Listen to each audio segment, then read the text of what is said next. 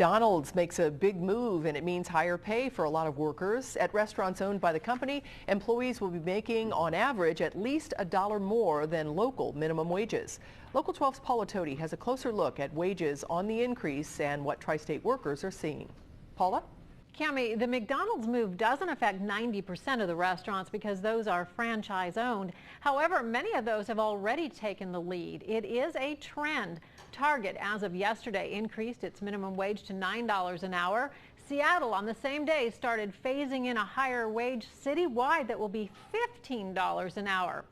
Despite a federal minimum wage of $7.25, it is $8.10 an hour for most of the more profitable companies in Ohio, and market conditions just seem to be calling for a hike in pay. At Taste of Belgium in Clifton, when the state of Ohio raised the minimum for servers to $4.05 an hour, they admit they hiked the pay for some by 7 cents. However, even then, servers who get much of their money in tips were getting well above the federal minimum of $2.13. Yeah, I was pleasantly surprised. I found out this morning. A nice thing to learn your first day at work.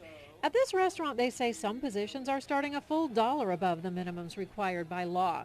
It's a matter, they say, of getting good workers. One that's more reliable, one that is enjoying their work, and one that should, just brings their A game every day to work.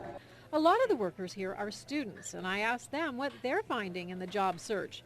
Jacob Driscoll is a science major and says he can make well above minimum as long as he doesn't want experience in his field of choice. Yeah, so you could work in a laboratory either just doing voluntary research, or you could work as a laboratory technician making minimum or a little bit more than that. Brad Gorin found it's a matter of crossing the river. I'm actually from Kentucky, where the minimum wage has stayed at $2.13 an hour for servers for I think 14 years now. It's really sad. And then coming here making $4.05 an hour is just insane.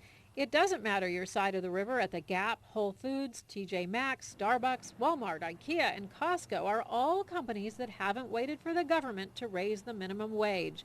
And with Taste of Belgium about to open its third restaurant at Rookwood after starting in Over the Rhine, they admit with OTR becoming so trendy, it's added to the wage pressure. Absolutely, and it's more noticed in our culinary team members, the line cooks, our chefs. And as we grow as a company, it seems that if we invest in our employees, they invest in us, and our product is better. Every time there's talk of the government forcing a hike in the minimum wage, there is controversy. On one side, those who believe it's the right thing to do and that it won't hurt businesses, and those who say businesses would be forced to raise prices and even cut workers. 29 states have minimum wage laws that set pay above the national minimum. Cami? All right, Paula, thank you. And this all matters to you even if you're not in the market for a minimum wage job. Experts say increases in those wages not only can put pressure on wages up the line, but if wages start to increase, it gives the Federal Reserve more ammunition to increase interest rates to tame future inflation.